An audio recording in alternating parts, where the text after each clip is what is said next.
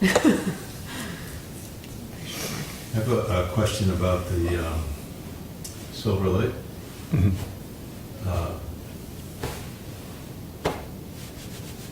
I was wondering if when you do your practice, if there's, how you approach breathing during silver light. Letting it be as much as possible, but hopefully that includes sustaining that thread. Do you do breath holds? Or, No. Just the Yeah, definitely not. silver breath. No, breath holds, yeah.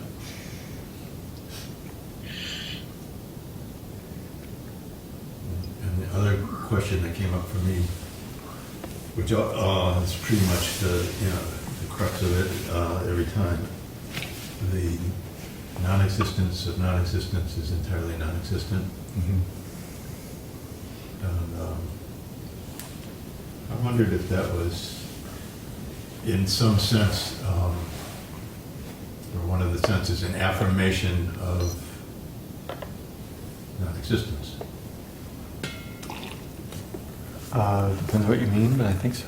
Well, I mean, just really fairly straightforward, just using the words that you've translated. Mm-hmm. That would literally mean that non-existence exists if you sort of straighten out all the negatives.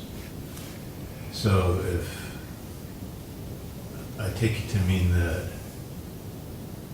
there's non-existence, and if you think about it, it has to exist. So aside from all of the sort of the ideas about naming things and what happens when you name things, Well, so the idea of non-existence is whatever that concept is.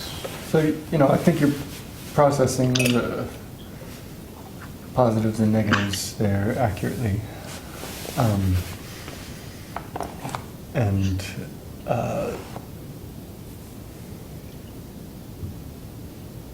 But the push of it, to me, is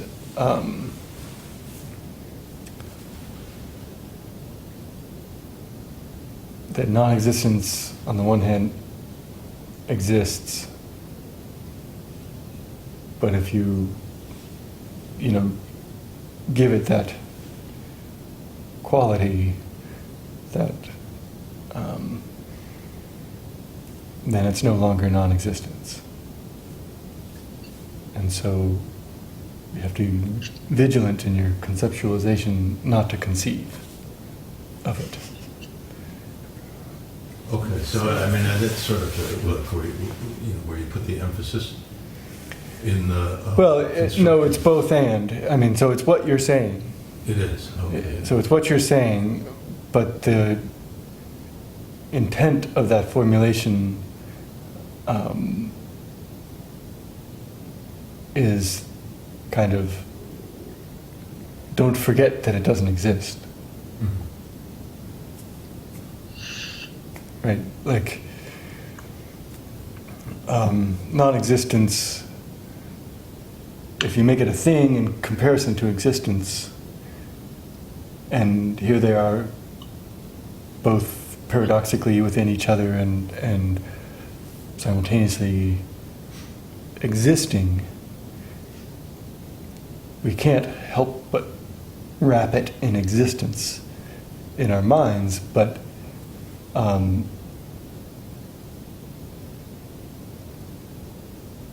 we need to keep opening to non-existence and, in fact, existence being non-existent. Is that? Well, I think so. I guess. I mean, it's sort of you get trapped in the language. Right. So, language. Of course, you have to listen and to the intent as opposed to the logical conclusion. Yeah. So it's more. I mean, I've always been interested in the anthropology of naming things, Mhm. and so that seems to be the trap. And so I guess when I say the emphasis, I was wondering if there was more of a point that of avoiding the trap of naming things because of what that does in our ability to experience or conceive. Yeah, that's part of it. But if it Too, was for also sure. an element of affirmation that no, there really is this thing, it's just we can't name it. Yeah, I mean, It's the emptiness. It's yeah, I mean, real. so yeah, so I think we've already circled it. Like Yeah. the, So good. it, when you say it really is, we just can't name it. Saying it really is naming it. Yeah. So you have to, Yeah. have the flexibility of mind, which you do, to undo that as you say it. And that's what Yeah. it is to me. It is the practice. There's movement in it like there is in poetry. You're using it as if you're in the practice, letting go of Yeah, the absolutely. layers. Absolutely. Yeah. That's how I always see it. Yeah.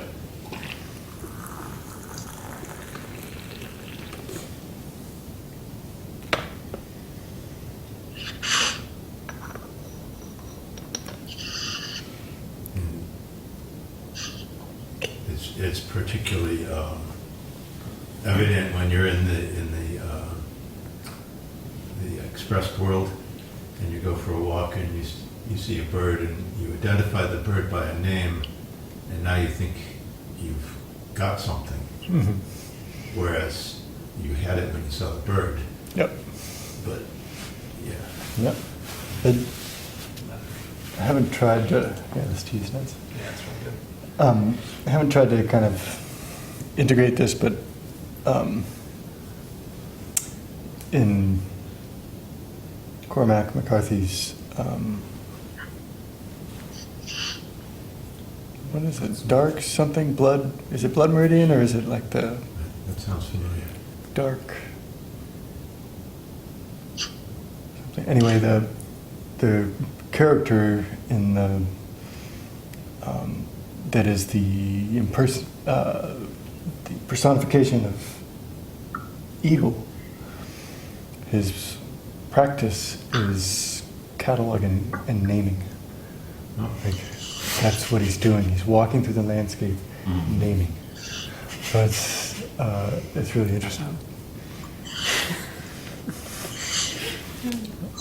So I haven't tried to make it fit with other understandings, but I find it has a profundity to it. It's really great when you can name things in multiple languages. It's sort of like another degree of namingness.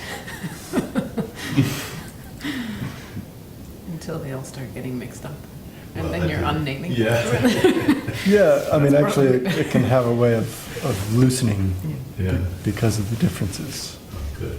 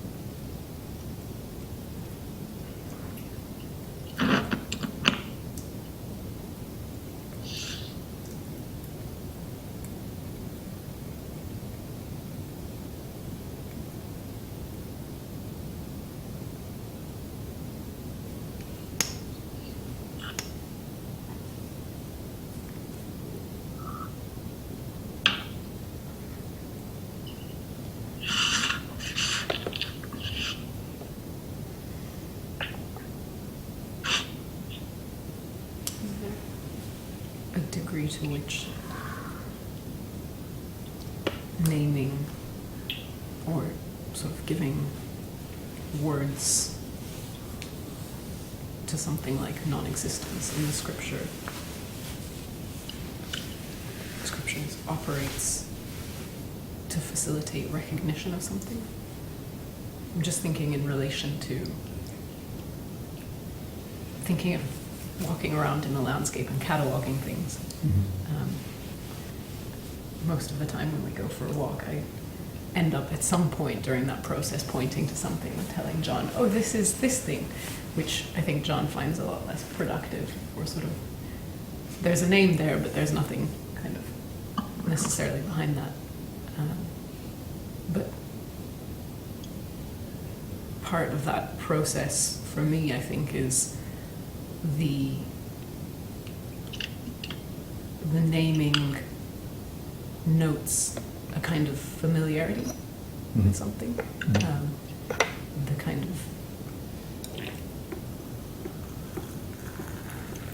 perceiving, oftentimes with plants, perceiving a pattern or the repetition of kind of structural features or form that comes through a kind of, the precursor is always sort of looking in a much more open way, or taking it in a more open way. And the naming doesn't really sort of give a sense of satisfaction of like, I know what that is, I have that now, or I've fully exhausted what it instantiates, or whatever's coursing through it. But there's something in that gesture of putting a name or putting a word to something that seems kind of fundamental in a way. I often wrestle with that, but I mean, that exists as a text, and so there's also a equilibrium there. Yeah. So, I think it's not that naming is bad. It's not quite so straightforward as that. I mean, I think we all know the experience of the process of naming, opening us up to detail and distinction and difference that expands our experience into the subtlety that's available.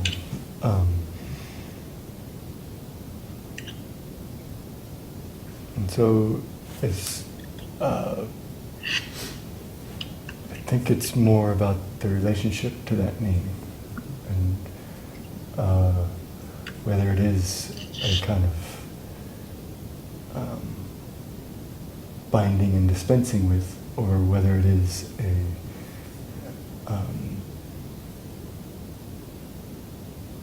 a part of the passing transformations that the name is participating in. Your act of naming is part of the flow of experience. The name itself is part of that flow. That flow has a kind of apparent narrative coherence that the scriptures participate in order to support the recognition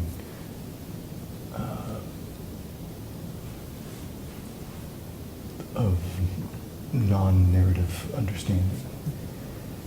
And so we call it attaining the Tao, to support the full realization of all sentient beings, but it is non-existent, and so we're in that, and it can be playful and joyful and melodic, and just by virtue of our orientation to that experience as loose, receptive, and creative, as opposed to sort of a binding, death-oriented, restrictive.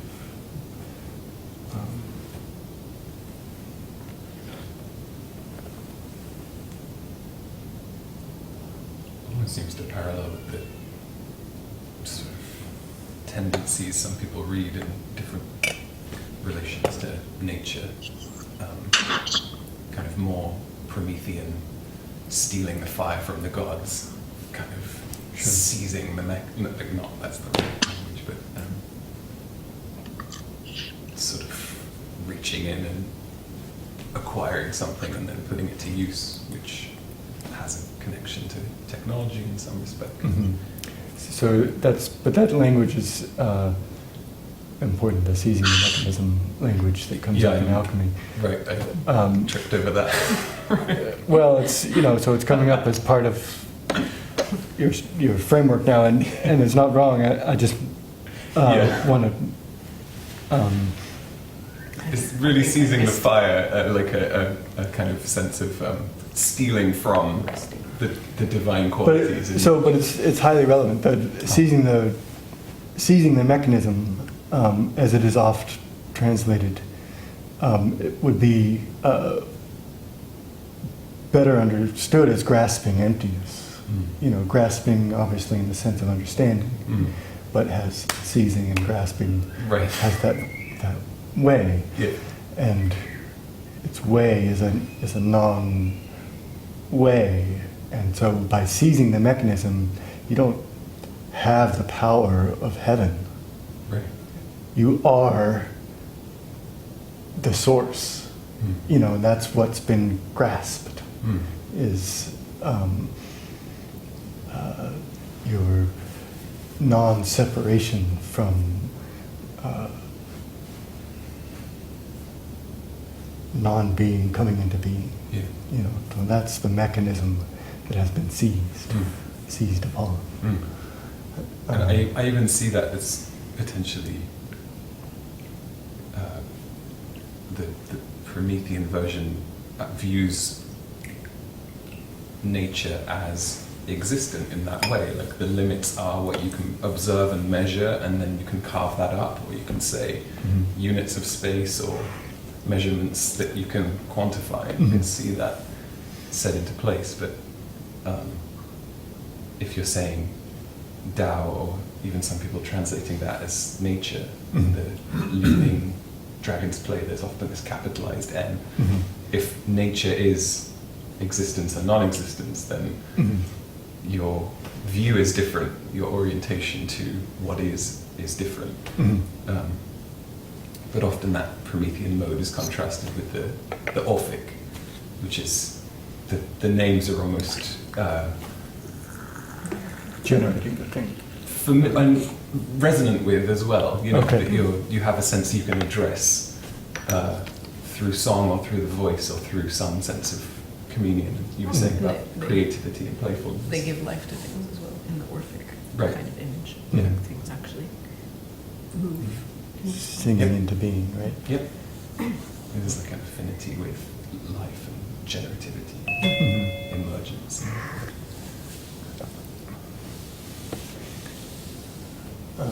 And we sort of heard those two possible orientations, not just as historical, but as views and ways of attuning or looking at things, or even in relation to language. There's like stumbling over saying the wrong thing and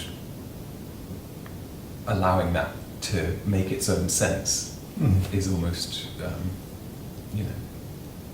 accepting that you're not fully in control, and that there's something might present itself, and that you might recognize that, I didn't mean to say that phrase, and it opens something up, and then you can understand or learn from that. Yeah.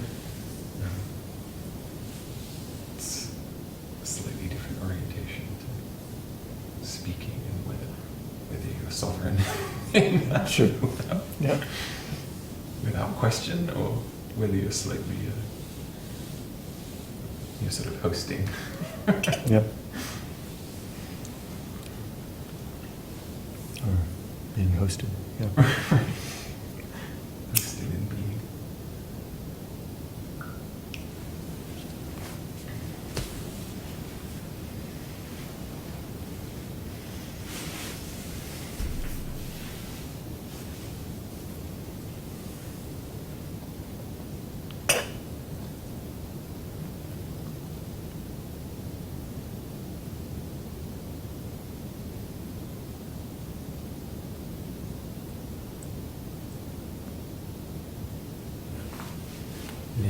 interesting in naming. There's a lot of different reasons for why we do it, and why different people have different reasons. And I could see it when Ali was talking about identifying things on a walk.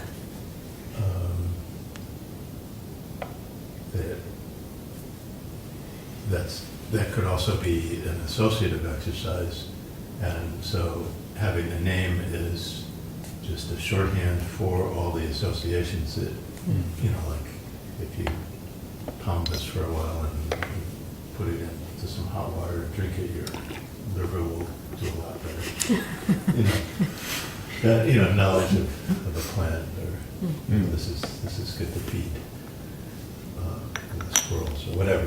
And then some people just like collecting things, and it's sort of like a form of materialism. And so you collect names. I mean, there's just lots of different reasons for. That's how I was picturing this demon god writing. It's like just collecting them into the book so that they're controlled and named and categorized. I started thinking about secret names and cultures where people would be very upset if you took their photograph, for example. And the name is a way of obtaining power. So, I mean, there's just like a myriad of different. So then, but the interesting thing in our context here is how that applies to knowing and realizing the ideas. Yeah, it's pretty open-ended. In a way, my wariness with naming the plants is that, especially having gone through really rigorous academic training, the naming precedes the knowing. So it excludes a kind of, like you don't need to be able to name the plant or even read a book about it to recognize its structural features and observe it over time, and thereby learn something about maybe what it fundamentally is. And that's one kind of curious relationship to life that comes from begins with the non-knowing side of things. But it's really easy to pick up a book and read, like, this is what this thing is, and then you see it, and that overrides and overdetermines your curious, open relation to it. Which is what I spent years doing in academia. And so whenever I catch myself doing that again, I'm sort of suspicious of what that process is that gives you this kind of sense of satisfaction that does have that kind of like cataloging. Like, now I can put this here, and it's, you know, this kind of resource, or sometimes that operates subtly, for me anyway, in a way where I don't even notice I'm doing it at this point. So it's interesting to, in relation to, like you're saying, in this context, knowing something, approaching knowing in a way that really requires undoing whatever you thought you knew about knowing. Yeah. But then you need the naming to share it with other people. Right. Like this, the scriptures are a naming. Yep. Pages of naming. I assume that. It's just a really powerful conversation to me, because it's also like it's how we compassionately share things with each other, other than through sign language or something. But that's naming, and it's also the way we recognize things within. It's what we've learned. It's how we've learned to format our memories and to learn new things. But it's also only one way to do it. Is that in the scriptures? Is that sense of forced to name it and call it Dao? Does the forced aspect refer to the sense of the necessity of addressing the kind of? And the story he was asked many times was he to write it down, and it was like he finally wrote it down Right. before he left. He's like, okay,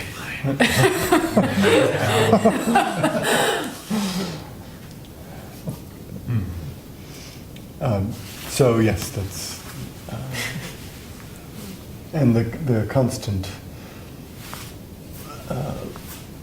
pulling the rug out from under itself in its logic is a way of naming while constantly reminding that the naming is not the thing. I'm just glad it happened, thousands of years ago, so we don't have to read, forced to name it. I called it #Dao. There's a relationship to write it for me.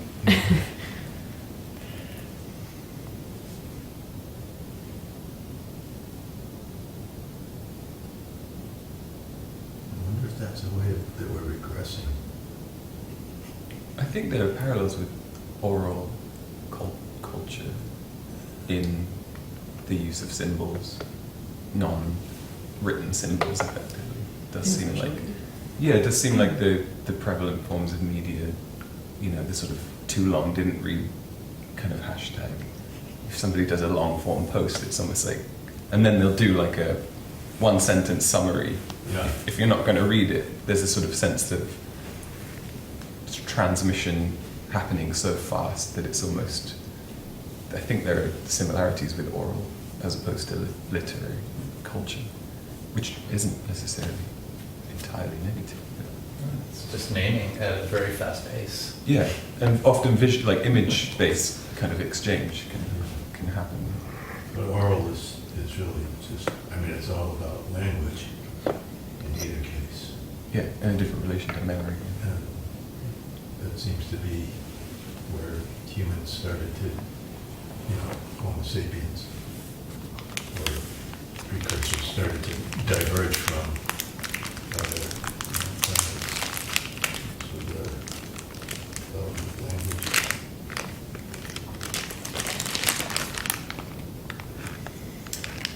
Is it right to say, came up a couple of times during the week, the image of the valley, the spirit of the valley never dies, I think is the line I'm thinking of, but that image usually refers to form and emptiness in some way. Where valley is form. Yeah. I haven't. That's not always how I've understood it, but I seem to remember it being read or interpreted that way. Yeah, of course, you can think of valley as the space that the form makes, or you can think of it as the form, or the place where those two things meet, like this. But the kind of mystery female, I recommend resisting turning nouns into adjectives. It's not mysterious, it's mystery. As a descriptive. Yeah, it's not something that's. If anything, it would have to be like a compound of two. Yeah, nouns so that's or what something. that's what it is. Yeah. So that's like the seal image, right? Where the mystery makes the impression, and the shape of the impression is where they meet, and that's required. That is both of them.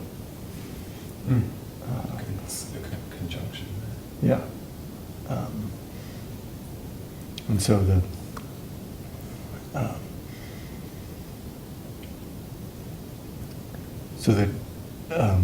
the valley spirit is a conjunction in that same way. So the spirit is the mystery and the valley is the female. Of course, they each contain the other, so you can flip it productively in your mind and work with it. But Yeah, but spirit of the valley is a very different rendering of that. it's So spirit valley, yeah, as a conjunction. I mean, I wasn't going to mention this because I can't remember the source, but I think it might be in that anthology. There's one reference to a sound almost appearing, and it refers to that. A sound resounds in the valley, and then something to do with all sounds dropping away, kind of thing. I could try and find it, but Yeah. it seems as though the discussion about speaking and naming, but also your initial question was to do with being and non-being, and there's something in that evocation of an image of space, like where you go for the walk. It's sort of empties out about forest. Maybe you could say the forest is speaking or dancing or whatever, but not in the same way you are. There's something about emptying out the self in that kind of image that I find very fruitful, and it seems to kind of allow it to kind of reappear in different moments with different sort of angles coming. Mhm.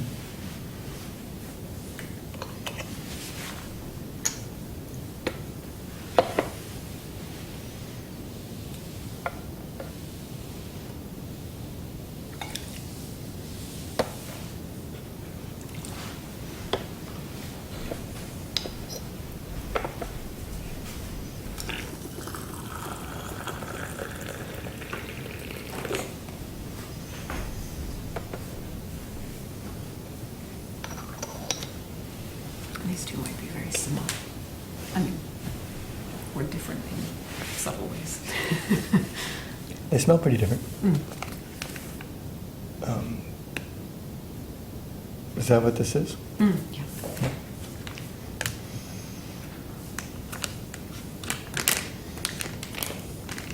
What's its name?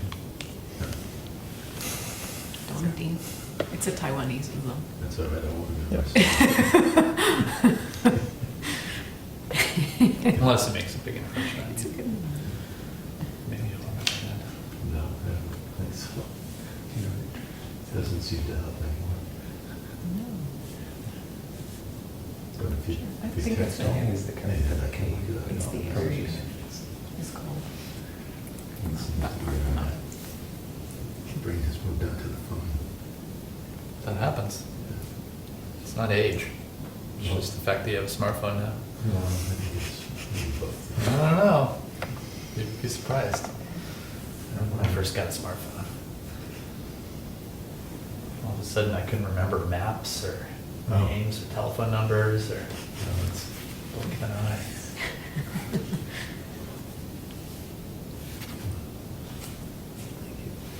You resisted for a long time. So.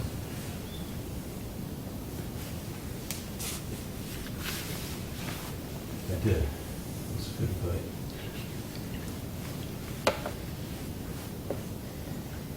David, I had a flip phone for up until about 2 years ago.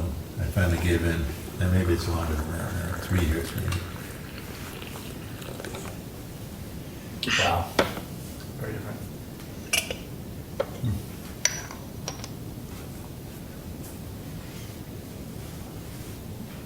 Good.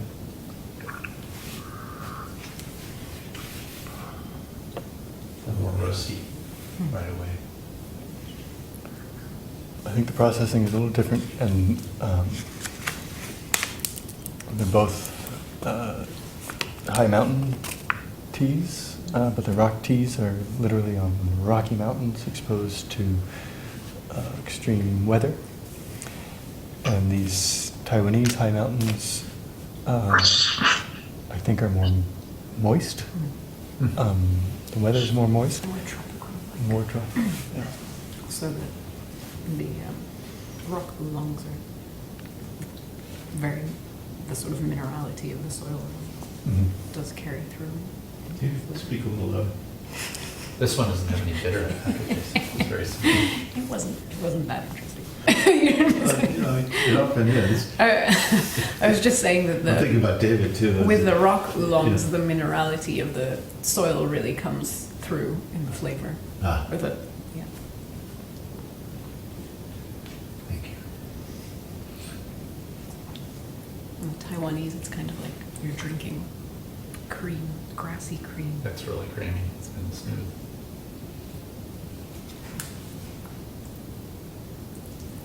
Not quite as complex in some ways, but still has a lot going on. They both started floral with this. The rock tea had multiple components to that. Just like spicy and floral all at the same time. And then the bitter. It's like a Christmas oolong.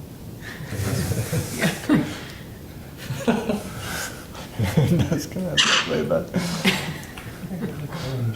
Orange rind kind of. Spice. I'm still stuck on names.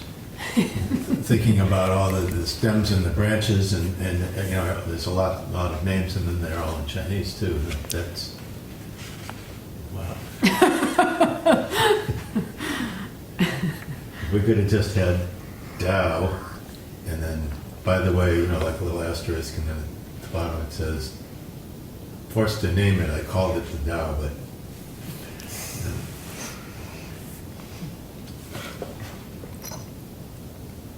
it was helping, you know, some of that helped with my apologies again for the cell phone, but that was being disrupted and disturbed by it. I hope everybody else wasn't. And it buzzed, and I thought, well, it doesn't exist. And if everybody's really doing the work, it won't exist for them either, so I'm not going to worry about it. It's good.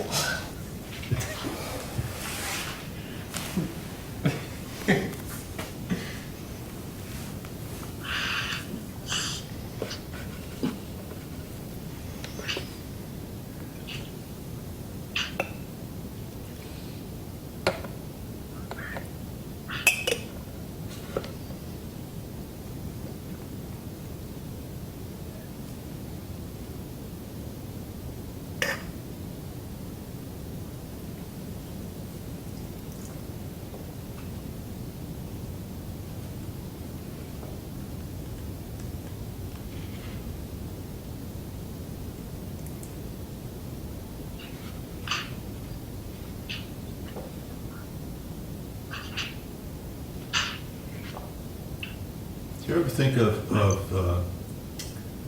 humanity as the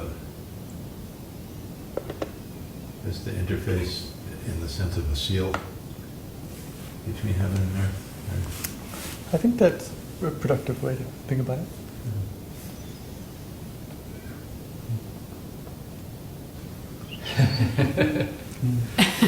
Beauty. Hi. Hello. You just wake up. Very composed. Even for my friends.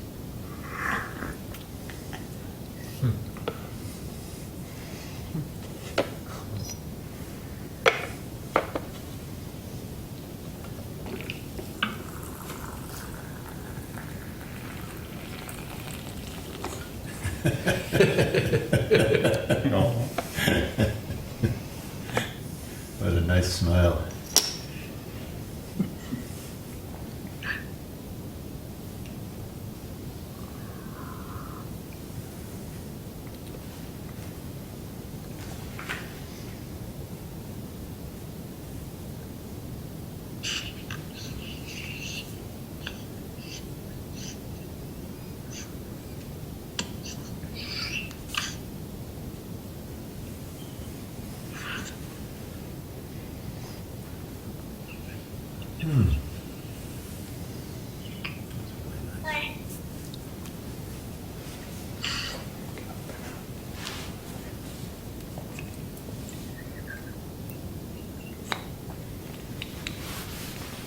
with Papa? Is that what you've been burning? I haven't. This is the first time I've burned it.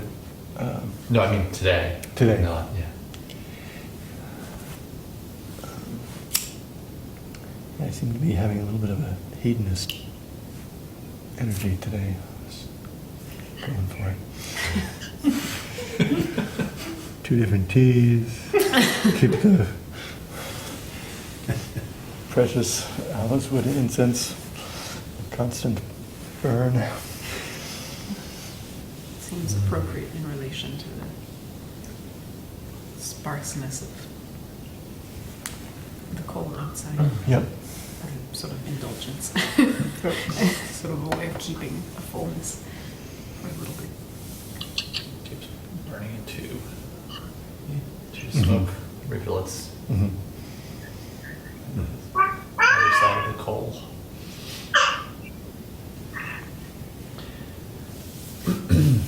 I mean, names in some cultures are a description. They're an abbreviation of a story. And they're a way, they mean a description or a story that can be specific to a time and place and a person. And so names are so interesting to me because language is based on that, I think, on just, each word is based on a story and comes from other words and from other associations of words, and so it's such a myriad of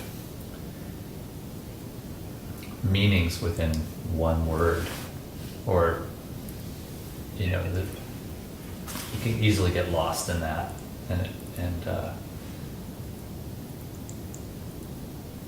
so I always wonder about, academia and spending all of your time reading descriptions of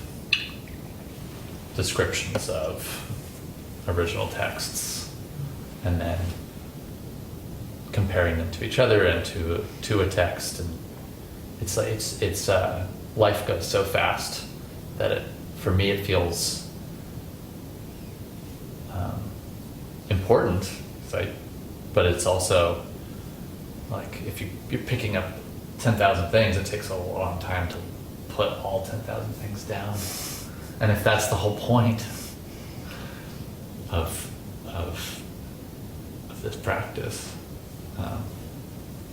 letting go of all these things, what role does scripture and studying the scripture from different points of views play in our ultimate letting go goals? Yep.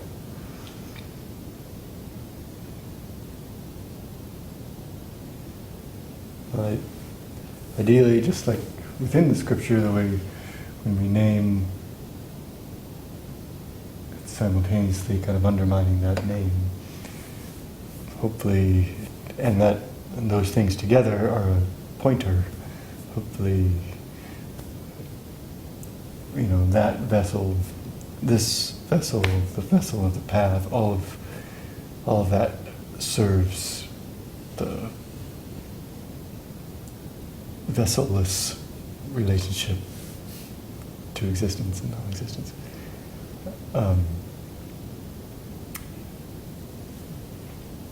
We call it attaining the Tao. We give it a narrative because it's supportive, and when it's no longer supportive, we drop the narrative.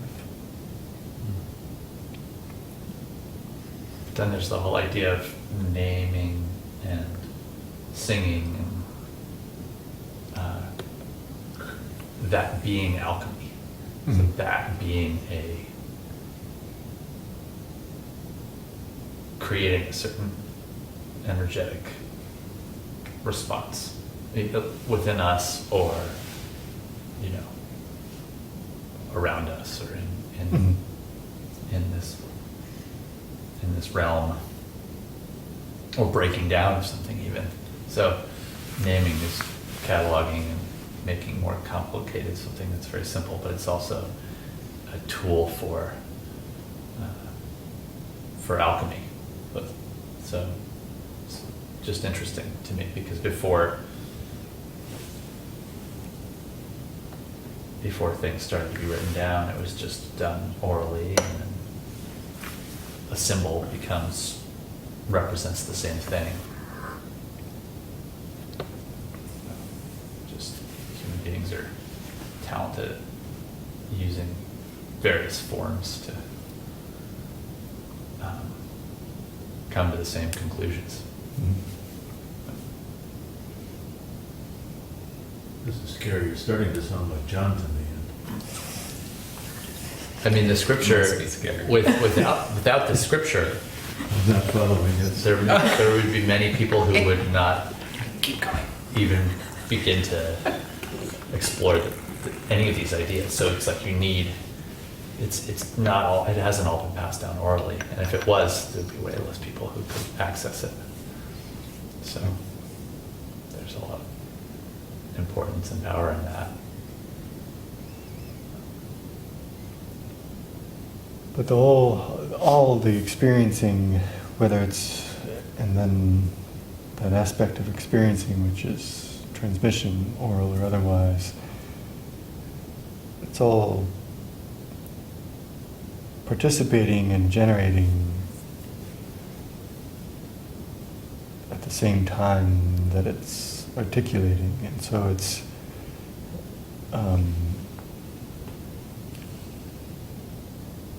you're practicing with named forms, whether it's a controlled breath or a mantra or sitting up straight, the entire path, however you draw the lines. That's a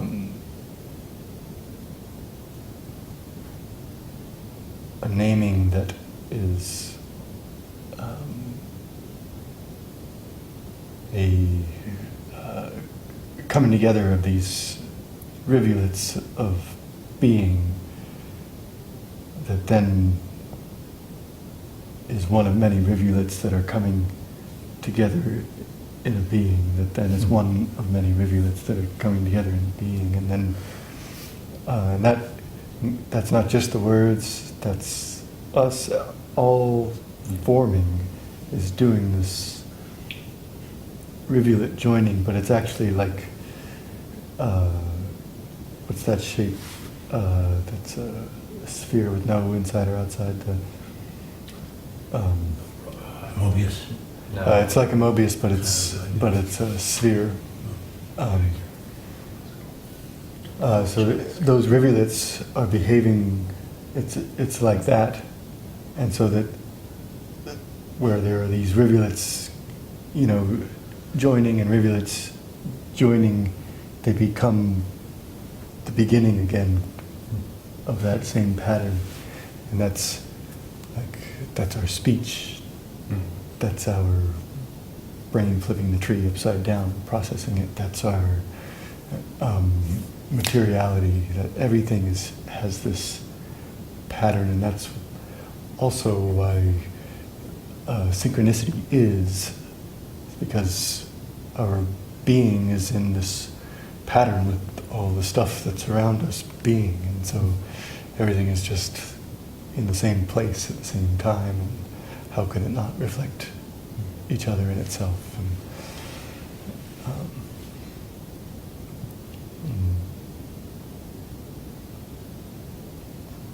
And so also, like within, like the yang line within the water, like the within these rivulets is this recognition that occasionally becomes what the rivulet is.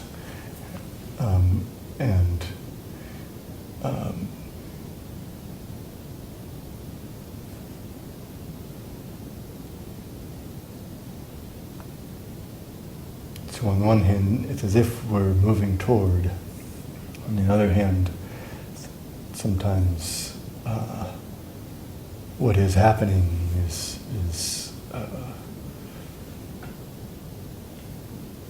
source and destination coexisting as it happens. It's not returning to. Returning to, but that one returns to at all at a particular moment is just part of what's happening. Yeah. And so I think we can be comfortable in naming loosely and studying and not studying and Take the pressure away from any one moment and done over. yeah, it's just Don't give it too much importance. Or, yeah. or all moments have ultimate importance, one or the other. Yeah. I mean,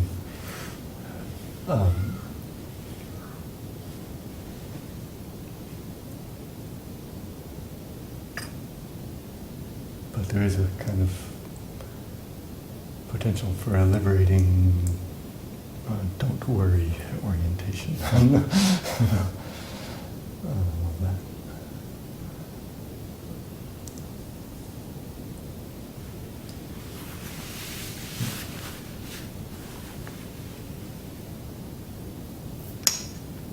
The naming of the chi of the Dao comes to mind when you're using that image, or the rivulets.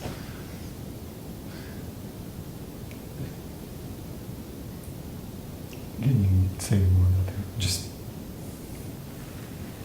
evokes a sort of sense of the spring, the source, sort of an image of that bubbling up. Kind of. Sure. But there's only, I think it's only once that, I think it's only in here that I've heard that distortion, the chi of the Tao.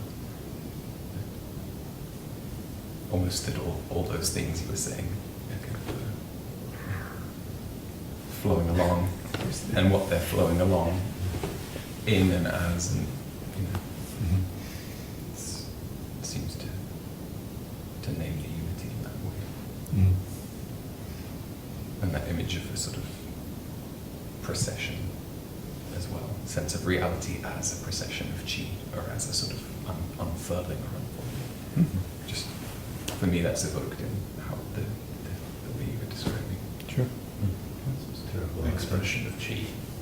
I'm giggling because I'm thinking, you've got this great idea of the Chi of the Tao as the title of a book, and it's a guide to a Taoist guide to investing. Perversion. We're already investments. That's right. Wait.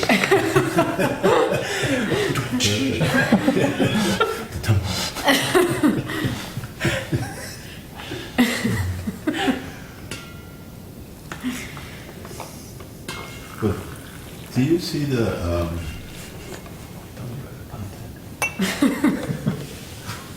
the teachings that you've immersed yourself in and you're exposing us to, and as purposeful? I mean, there's the purpose of realization of all enlightened beings kind of idea, but why? Now you're starting to sound like John. No, he would have said it a whole lot better. I do my best. It makes sense. I mean, that might be completely irrelevant. Well, no, I mean, I think it's relief of suffering, basically. That here we are in this named vessel, and it's our relationship to that causes all this distress. Doesn't have to be that way, basically. So there's that in a sort of narrative way. And then there's the kind of ancestral purpose, the ultimate purpose is that includes the why, like that there is process and purpose is kind of the same as the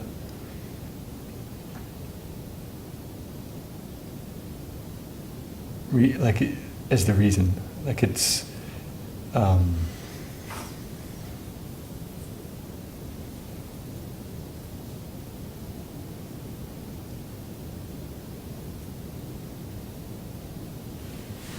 it's like there's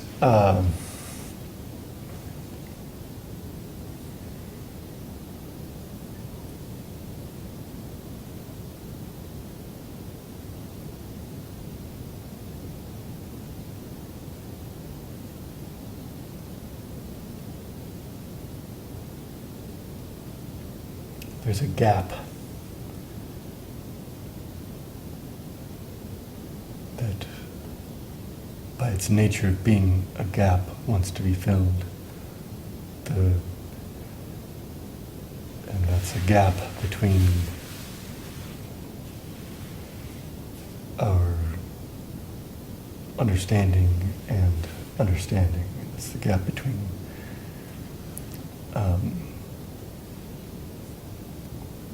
the way things appear to be and the way things are, and feeling that gap is a kind of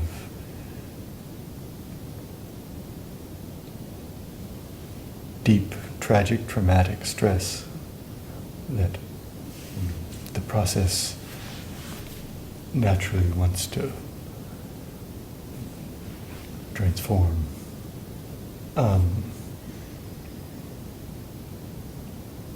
And so the spirit is drawn to clarity, but the heart-mind, pulls it away,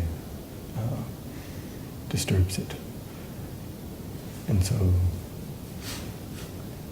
the process is one of recognizing that pull to cultivation, to benefiting others, to realization and ultimate understanding. That's like a magnetic pull. It just is. It's just there because these two things are now separate, and so they want to rejoin. And so we're just in that dynamic. And so the reason for any of these vessels, scripture, isms, forms, methods,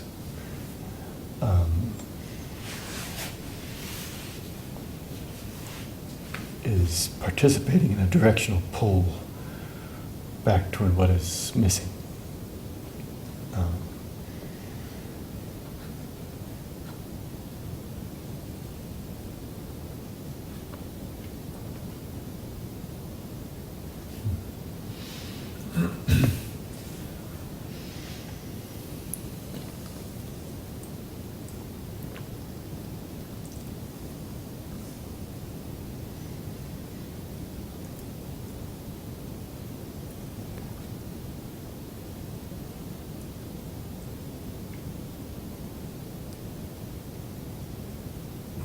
Feeling more than ever, very strongly,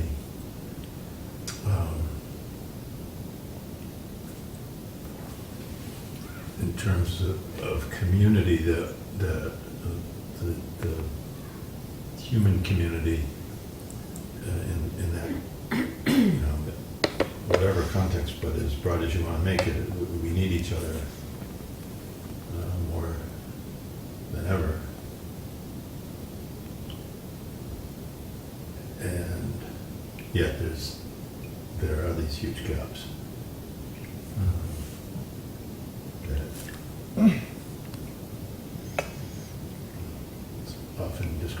tribalism, but whatever way you want to describe it,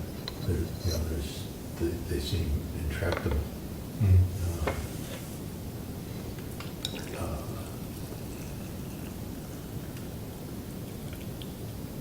Nothing's intractable, but on a scale that of the change that I think we needed, they seem intractable. So I'm thinking about it a lot.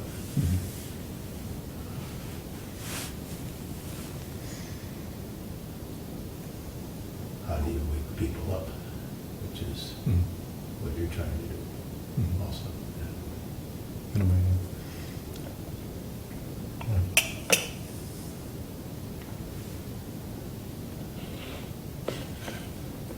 you know, I think people wake up when the time is right. I think that I've been reading ancient history with August, and the ebb and flow of order and peace and compassion is pretty predictable.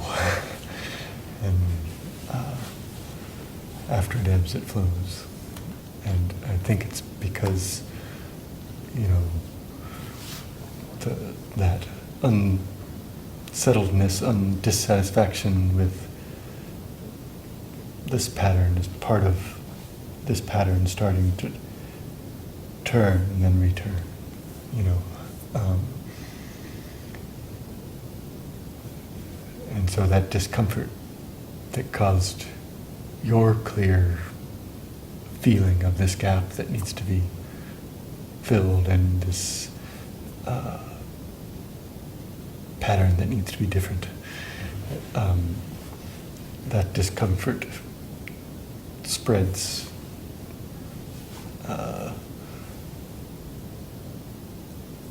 in response to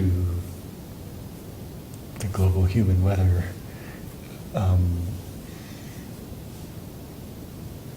In its natural way, and so, you know, certain points through which it spreads are more sensitive to certain aspects of it, and so they get hot first, and then the harder, colder, further away points of being get hot later when that heat spreads, and so then when that heat is full, it transforms the weather, and so we do what we do when we do it, and that's participating in that process.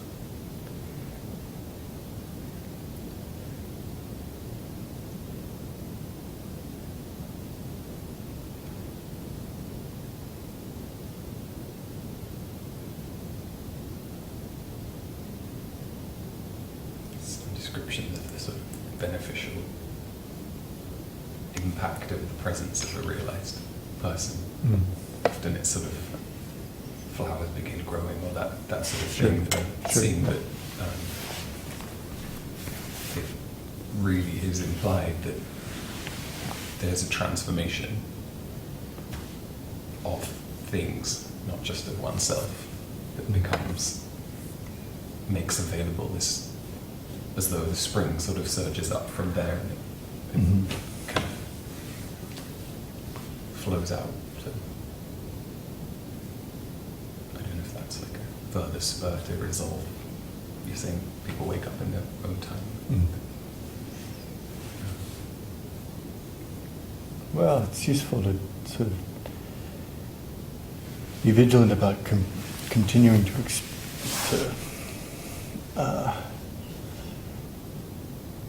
extrapolate like a series of mirrors or something, like continue to and so like correlation between the presence of a realized person and the vitality of the surroundings.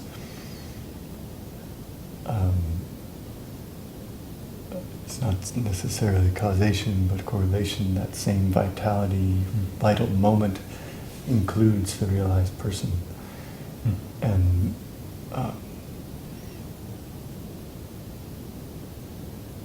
so it's not the seizing of the mechanism, it's that the grasping and the mechanism are the same.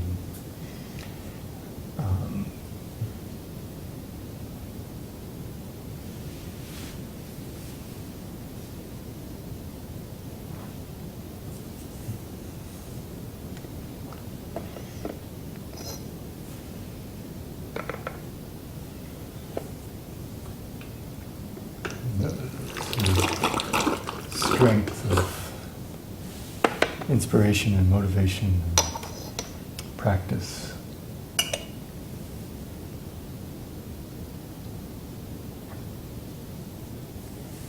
is of that stream too.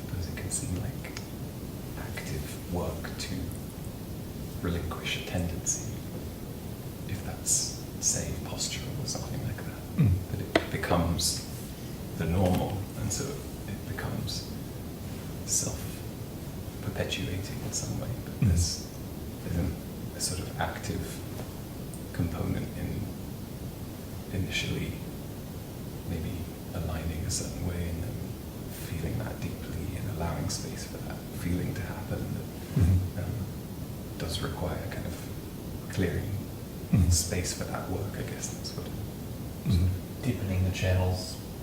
just like if just in terms of physical postural misalignment or whatever, then it's sort of you might have recognized that, but then continually sort of catch the causes of why that was there in the first place. That active corrective impulse is your experience, and that's why it's called attaining the Tao. But what's happening is participate with. Just participate. It's just what's happening. And so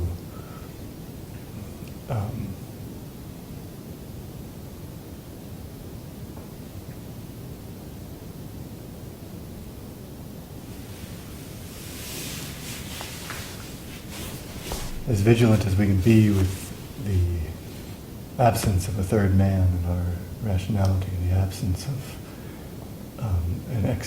we are not external, then the more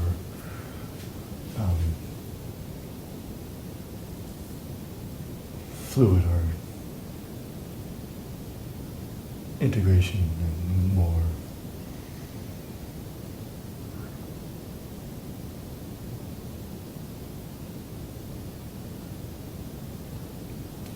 bright we find the refraction of light in this moment in the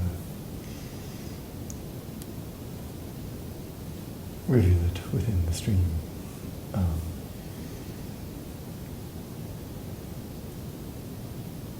And so I hear a little bit of self-persuasion about being active, and I would encourage you to see it as following, and that following is activity. It has a shape of doing, but we have the opportunity to relate to that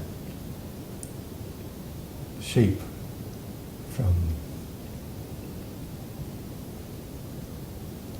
recognition of its non-separability from non-doing.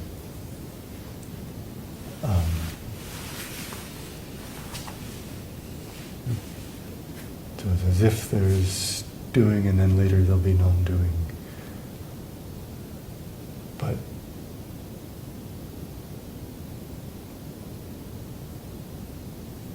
that structure is all inseparable from the structure of non-doing, and there's a little bit of a fear that we carry with us, like carrying agency into evolution. Like we've carried this fear that if we see it truly as non-doing, we'll stop doing. And the opposite is the case. You do with great vitality and liberation if you can integrate non-doing.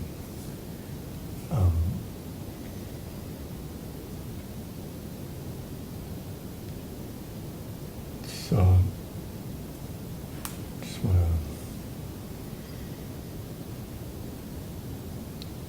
to poke at that formulation a little bit to hopefully make some space in it without actually changing what you do, but changing your relationship to what you do.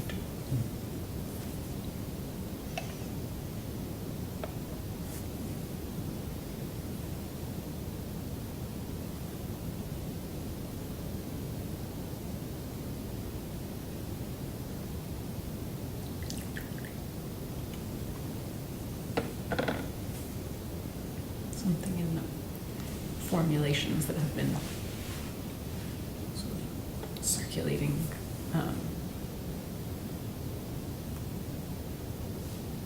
brought up. I think there was something in particular about this sort of in relation to the image of heat spreading outwards that brought to mind this kind of dynamic that I've been struggling with for the past month or so, as we discovered that our landlords wanted to sell the house. And so I started wrestling with what to do with all the plants that I had put in the ground and pulling them out and then maybe putting them back in and trying to fill up the garden here with them. And there's sort of a kind of foundation of instability there. It's kind of zigzags back to your comment, Phil, before about kind of beginning with this, the sense of like people waking up to a moment of something like instability or crisis. And the sort of spur to action was this foundation of instability, and I felt like I needed to remedy that in the best way possible, so I started applying my mind to figure out how to do things correctly, and potted up all these plants and brought them all indoors, and then chanced across something yesterday that made me realize that their pattern of living is to go dormant and then flower. And if they're in a space that doesn't reach the correct temperatures, they won't go dormant and then they won't flower. And so there was all this kind of sense of agency behind rectifying things towards life flourishing and keeping the vitality kind of coursing. And if I had even heeded my own state, I would have recognized that is how I feel as well at the moment. And in a way, that obviously doesn't apply to every plant, but there was a kind of fundamental missing, the kind of sense of underlying instability made me miss the obvious plain thing that was in plain sight, that I already sort of know from the manifestation of the plants themselves. So it seems to come back around to a sense of kind of recognizing that the realized being is not the cause of the flourishing, but participating in that flourishing, but also maintaining a kind of sense of doing without causality. Mm. So, something that I know the discussions have circled around in the past, Mhm. kind of grappling with causality and what it is to want to act in alignment with what's right, truthful.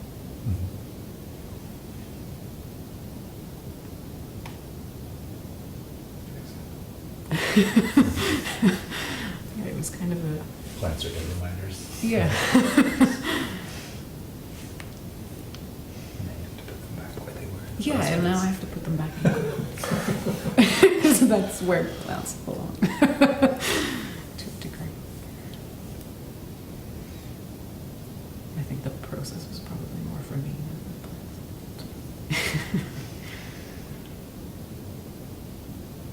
Do you think there's a sense of this time of year of generalize based on where we live, but for the human to, just thinking about what you're saying, to kind of withdraw from the surface and focus on the core in terms of heat, and I'm thinking of plants sort of, plants don't have a choice, they're out there, and but there must be the core inside the plant is protecting itself and keeping its vitality, and so the heat has gone further in, or it's concentrated, I guess is one word. And is there some sort of parallel to draw there? Yeah, I think so. To an extent, the house is a body, and we're drawn into the house, and the body is a body, and we're drawn into the center.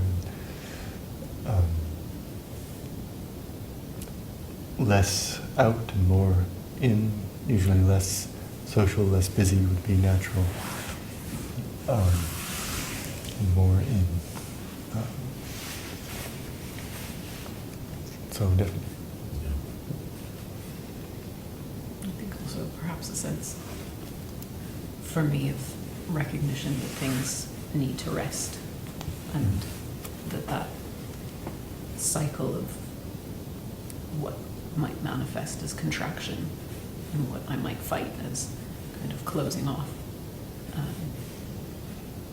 is part of the efflorescence that will come later. And sometimes when I'm sort of listening to the news and thinking about climate crisis, it's hard to balance that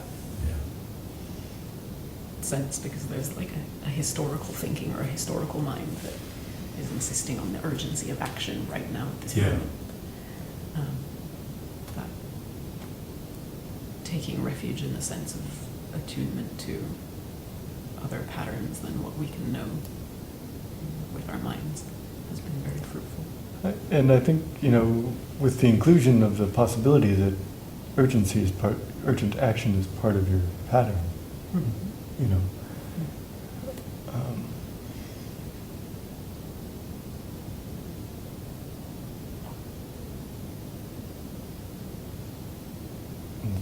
and so, I think in the narrative context, it can be useful to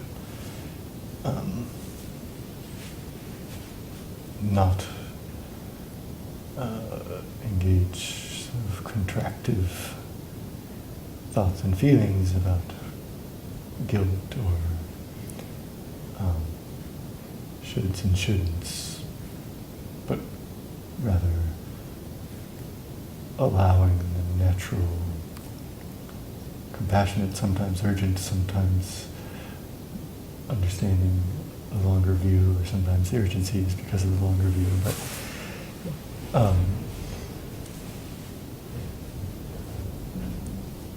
then in the sense that non-doing doesn't mean that you're not doing anything, which I know you know, but in that context.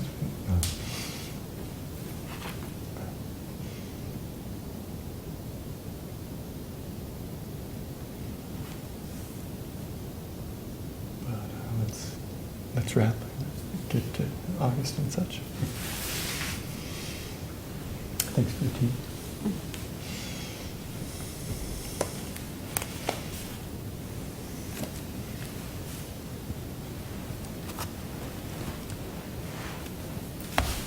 It's always different when someone else serves it.